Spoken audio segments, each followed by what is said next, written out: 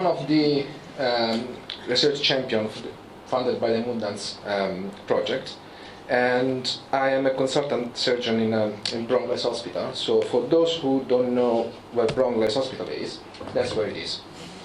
So sorry, my Google map is in Italian, but this means Wales. But I realized too late just now, so sorry about that. So this is where we are, and we are the smallest hospital in Wales, probably one of the smallest in the UK. And as you can see, there's not many names around where we are. So Swansea, Cardiff, a bit of Birmingham, Liverpool, they're all like 2 or 3 hours away from us. And so I imagine you probably see us like this. But actually, it's a quite pretty place and a very good place where to work and live. But well, we've been talking about how research is not something that is only for big university center, big city. But I'm sure that you probably think that we would be the last place where research is done. So I've always been very interested in research, but for a reason or another during my training, we got many other things to do. So like studying for exams, learning how to cut, and dealing with grumpy bosses, and trying to have a normal life. So I always thought that when I would have become one of these, so bold and grumpy consultant, that was the time where I could do some research. And because you're a consultant, they don't do much. They just go around, they manage their own time, they live their best life. But then you discover, I discovered this. So this is called job planning. So I need to do a bit of disclosure here. Apparently, job planning is a confidential matter, so you're not meant to make it public. So this is not my job plan. But as you can see, you have few things to do during the days, during the week. This SBA that nobody knows what they are meant to be for self-development. But you end up putting everything that you can do other days, like meetings and reading emails and all these things. So here when Mundans came, and the first bigger help that they give us is by funding 2 dedicated sessions, so dropping 2 of these things. And so just dedicated sessions for research. So I thought, great. So I locked myself in my office and I started doing research. But then you discover things that, again, what is that? I don't know what to do. So again, Mundans came, and obviously with Dean guiding us, but also by funding the team, Rebecca and Kimberly, and all the research nurses as a facilitator of research who helped me to understand how to carry on the research.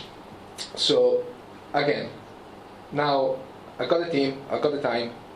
What now? So what am I going to do?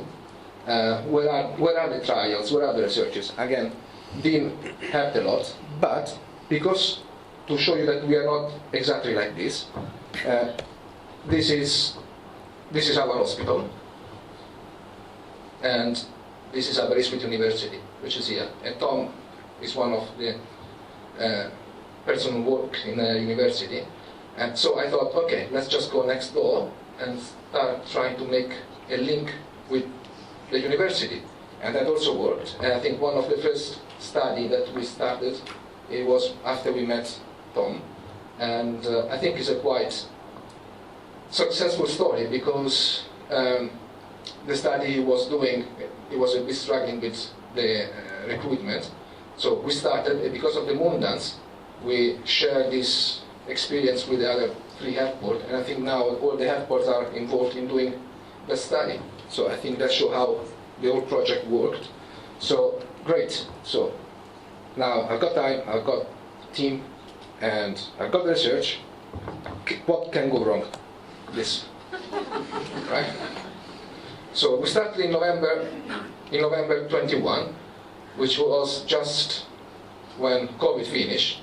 And everybody was worrying about catching up with a backlog of endoscopies and everything. And as just mentioned before, one of the major problems that we found was when we start approaching especially endoscopy, that was the answer. No, you're going to slow us. We need to catch up with the backlog.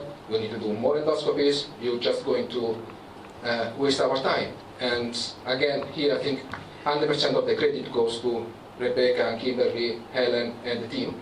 That little by little they eroded this wall, and I don't know how they did it. So we probably ask them. So don't ask me how we did it because I don't know. And eventually we got that, and I think we did quite well. As you can see, when we started, it was nearly. No, these are the numbers of patients recruited. In November 21 was nearly nothing, and now in December it went nearly to 600. This is for our town only. So thank you.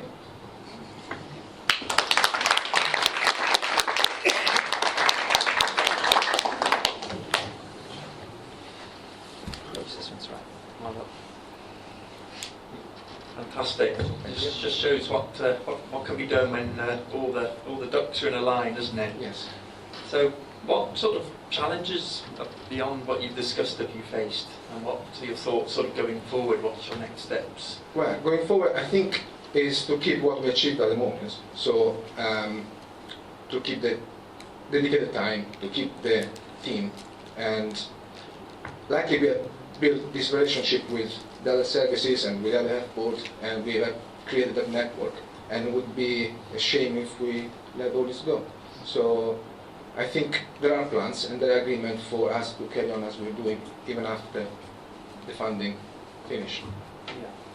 Yeah, I mean, part of this is sort of been rolling out across all the health boards about the vision of what can be achieved, and convincing R&D directors that this is the right thing to do. And I think certainly 2, if not all 3 of the health boards have committed that funding to continue the work of what Moondance has sown the seed of. So I think this is the aim of the Moondance, isn't it? To change as Jared says, to change the system by making all these changes, by funding research directly.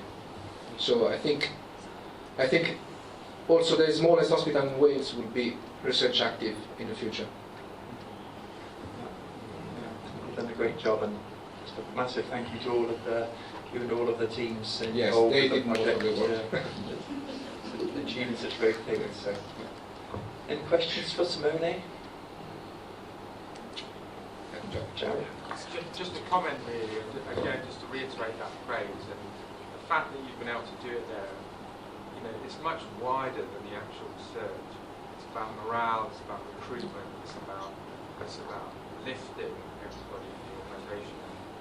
You're clearly a great leader in order to do that, for someone to rally around. But speak to the team this morning, it's much wider than just doing the research, isn't it? In terms of giving people that lift.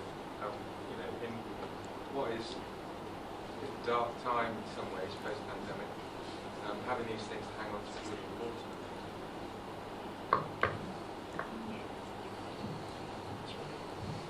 Thank you. Yeah.